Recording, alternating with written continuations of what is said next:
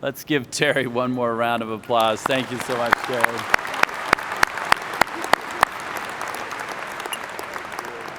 If we took that word of wisdom there, that all you learned that you need to know in the corporate world, you learned in kindergarten, I think we could redesign some of our curriculum, Marnie. Just kidding. It's a lot tougher than that to get. Yeah. And now we have the honor of hearing from two of your fellow graduates.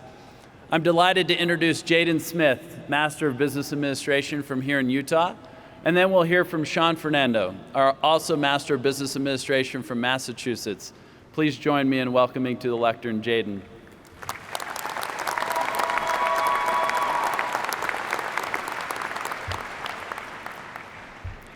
Good morning, fellow graduates, WGU faculty, mentors, friends, and family.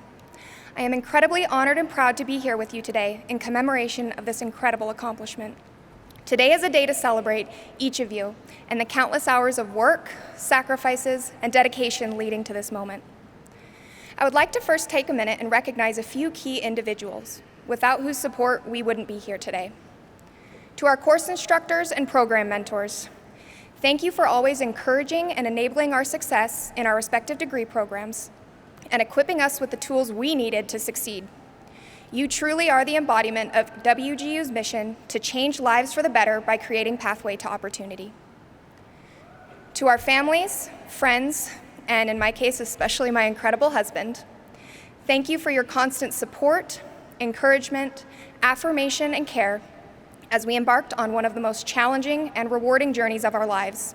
We couldn't have done this without you. While we are all here in unison of this incredible accomplishment, we each had our own paths and inspirations leading us here, and I'd like to share a little about mine with you today. I first began my journey with WGU pursuing my bachelor's degree in early 2018. I was fortunate to be the recipient of the Utah Jazz Scholarship and was excited to be continuing my education. But, as it always seems to go, life had some curveballs headed my way. Midway through my second term, our family was rocked by unexpected news when my younger brother Jackson was diagnosed with leukemia. Following his diagnosis and at the conclusion of my term, I took a leave from my education to focus on family.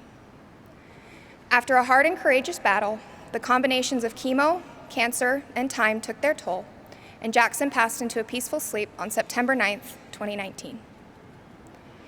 It was over a year before I returned to my education. On the tails of grief, I had lost my motivation for education and bettering myself. And after being away for what felt like so long, I had no desire to return to climb the metaphorical mountain that was finishing my degree. It wasn't until I was reminded of something my brother once said, that the fire that continues to be my inspiration was lit, and I was able to become the person standing here with you today. While in the hospital for what none of us then realized would be the last time, my stepfather set up a slideshow of life photos for Jackson to play on his TV. My stepfather Jay asked Jackson if he knew why he had all of the photos of him set up, and Jackson said, "It makes me wish I had a second chance."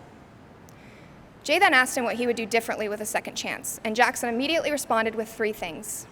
1, I would care less about what others think. 2, I would care more about how I make others feel. And 3, I would live life to the fullest. It hit me when I heard these things again nearly a year later. It made me stop and evaluate, was I caring too much about what others thought? Was I aware of how I made others feel? And ultimately, was I living my life to the fullest? I have my chance at life laid before me. How do I want to live it? How do each of you here today want to live it? Jackson's 3 things inspired me to set many goals in my life, the most overarching of which was to complete my education. And so, despite already working full-time, I returned to WGU in November of 2020, completing my remaining 74 credits in just one 6-month term and earning my bachelor's degree.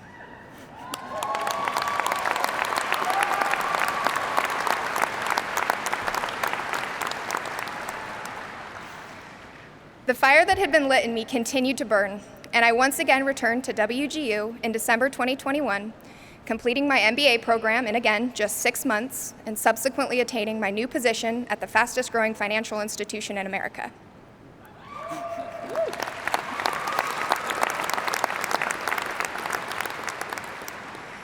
Jackson's words continue to drive me every day, and I hope they can be an inspiration for each of you as well.